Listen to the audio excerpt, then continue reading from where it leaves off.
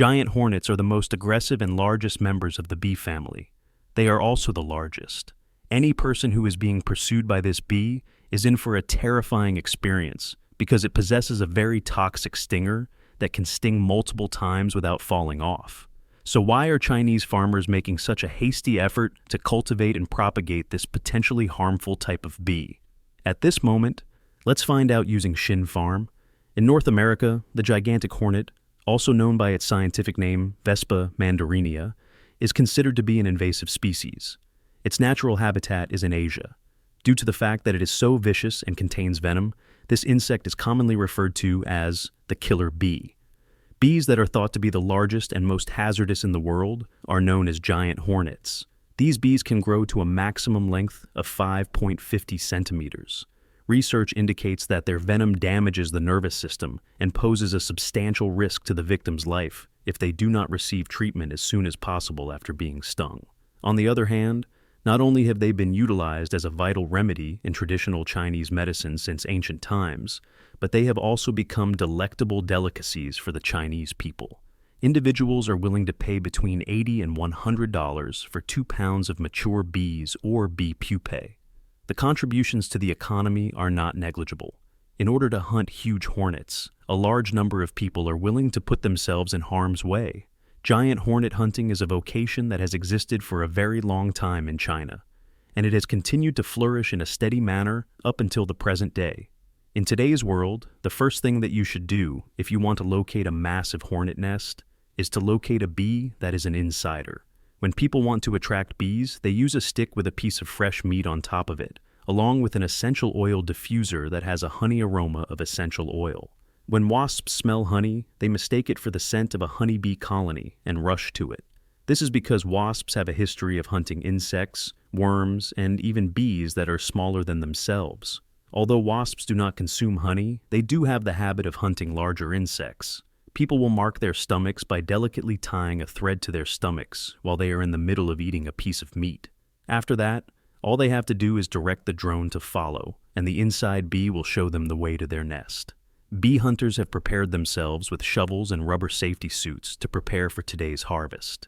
Everything from bee pupae to adult bees will be kept in the hive when it has been constructed.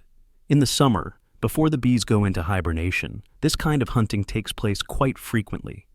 The conventional method of bee hunting causes people to become more bored over time because they are required to travel extensive distances and search for bee colonies in hazardous forests over and over again.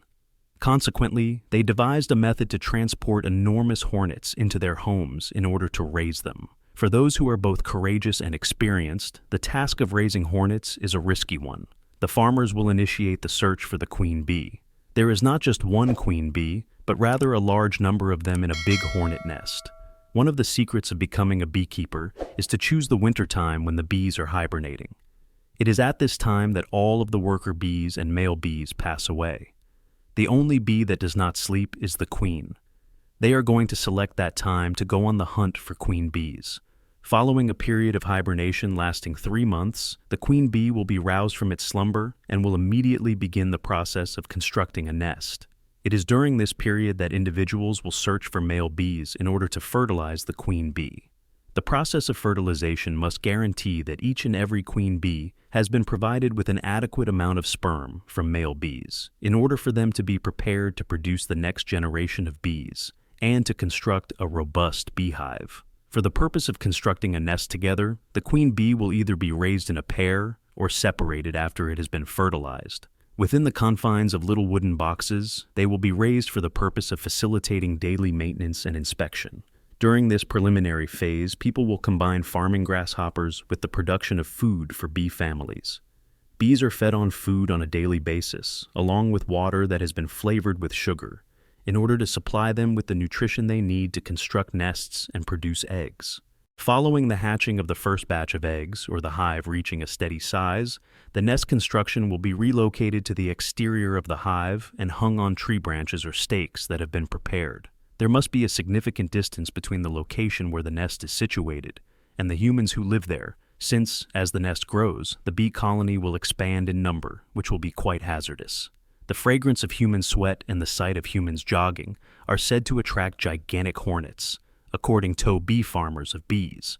Accordingly, if you flee, they will pursue you and frequently send out pheromone signals for other individuals to follow in their footsteps. At this point, bees are able to provide for themselves in the real world. Not as frequently as in the past, farmers only need to supply sufficient amounts of food. They give priority to raw meat or tiny animals that are hanging close to the hive, so that the bees may quickly perceive a gift before they themselves become the food. When the nest has been in existence for 3 to 4 months, the adult gigantic hornets will be collected with them. When compared to the wild, a nest has the potential to generate numerous harvests. If the harvester does not cause an excessive amount of harm to the hive or the quantity of bee colony members, then the bees will continue to reproduce and develop as long as they are not negatively affected.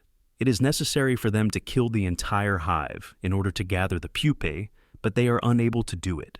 Because of this, the cost of bee pupae is significantly higher than the cost of adult bees. People frequently consume bee pupae as a source of food, preparing them in recipes such as stir-frying and frying. Experimenting with live pupae is something that even a lot of courageous people agree to do. As a result of the dish's fatty flavor, which is derived from bee pupae, it is extremely well liked by both youngsters and adults. It is common practice to utilize adult bees to soak wine. Many ailments, including stomach ulcers, constipation, bone and joint pain, and detoxification, are believed to be alleviated by drinking gigantic hornet wine, according to the Chinese. Overall, this is a really good spice for individuals who are native to the area and use it in Oriental medicine.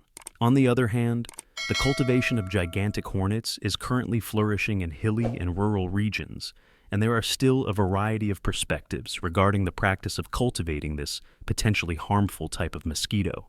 They are under the impression that they conceal a multitude of threats, and that the proliferation of giant hornets will have an impact on the habitat of other little bees, most commonly honeybees.